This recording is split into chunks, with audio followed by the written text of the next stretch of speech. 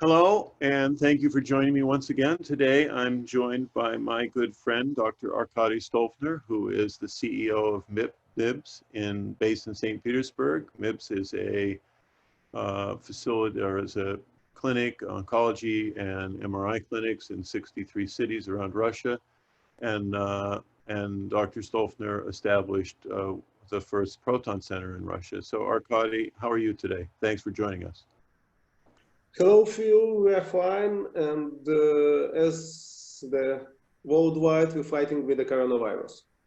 It's our main goal now.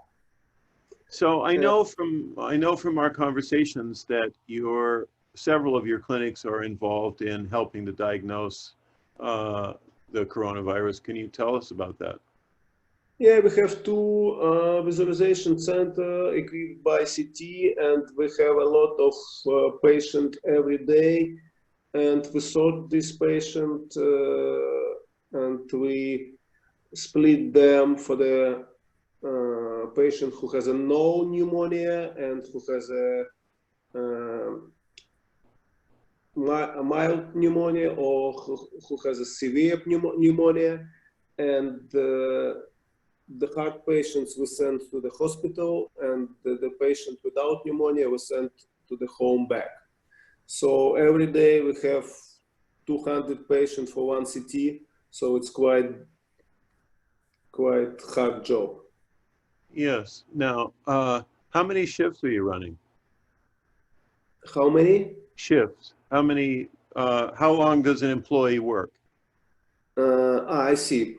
We have 4 shifts, 6 hours each, and because the people works in the defense with the suits and masks and respirators and glasses, so it's quite difficult to work more than 6 hours, and it's not safe. So they work 6 hours, and we work 24 hours for 7.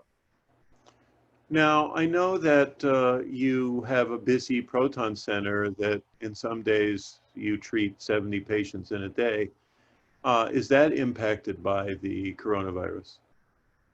We still work with proton center. We treat a lot of patients. We treat 70, 80 patients daily still. And we treat maybe 55, 60 pediatric patients daily. But of course, before pandemic, we had a lot of medical tourism. Now we have 0 patients from abroad, because all borders are closed. But we have a lot of Russian patients, and we try to avoid the coronavirus in our proton center, and we're still successful. Are there special precautions you take at the proton center? Nothing special, just masks inside, social distance, measurement temperature of the patient, so nothing special. And that's everybody doing. For pediatric patients, do both parents come, or only one parent at a time? Depends. Sometimes the parents come together. Sometimes the mommy or father come with the kids. So it's different. Right. What about how are things at least in St. Petersburg in Russia? Are people social distancing? Is the coronavirus on the decline, or what's the status there? According to me, people are not very serious with the coronavirus. A lot of people doesn't trust in coronavirus and say that I don't believe in coronavirus, and I'm not going to keep the social distance or wear masks, respirator. But some people serious, but we have a lot of patients we can see, because we're doctors, we see a lot of sick patients, so it's really serious. And we are lucky in Russia, because we're behind of United States, we're behind of Italy, Spain, and Europe. So we can use the experience of all countries to treat patients. We understand how to do that a little bit better than our colleagues in the past.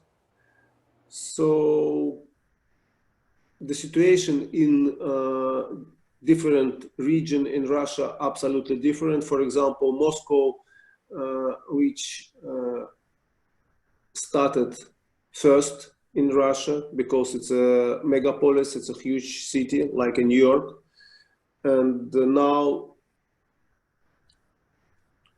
we have every day we have less and less new patients in Moscow. St. Petersburg in the plateau, I believe, but Siberia, for example, or other region just started. And has this impacted elective surgery or elective procedures as it has in the United States? Absolutely, absolutely. We have very few surgery at the moment, and I suspect that the sick people suffer very much from that, and I'm sure that's the COVID medicine and non-COVID medicine. I think that COVID medicine impact on the non-COVID medicine very bad. So because we have less and less non-COVID medicine. I mean, that's general medicine.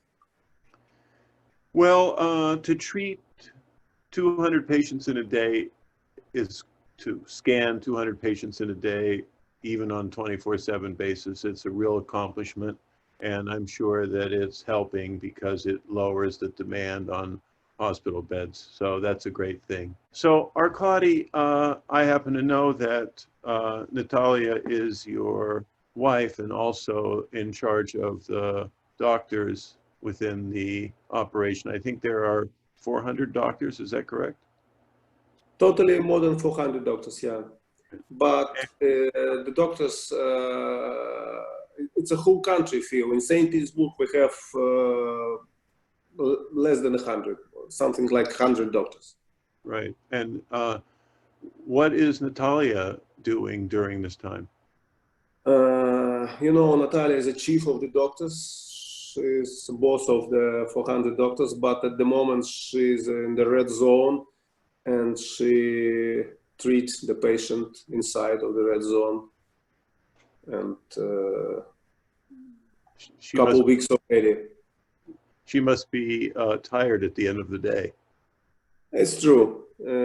I try to avoid her. That's after shifts, yeah. So it's okay. Well, because it's a hard job, Phil. It's a hard job because respirator, glasses, suits.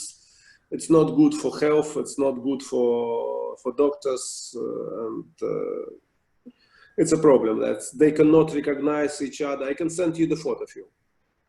Well, she's a hardworking person, so I'm not surprised, and I hope that you'll send her our regards. And Dr. Stolpner, I want to thank you for joining us today.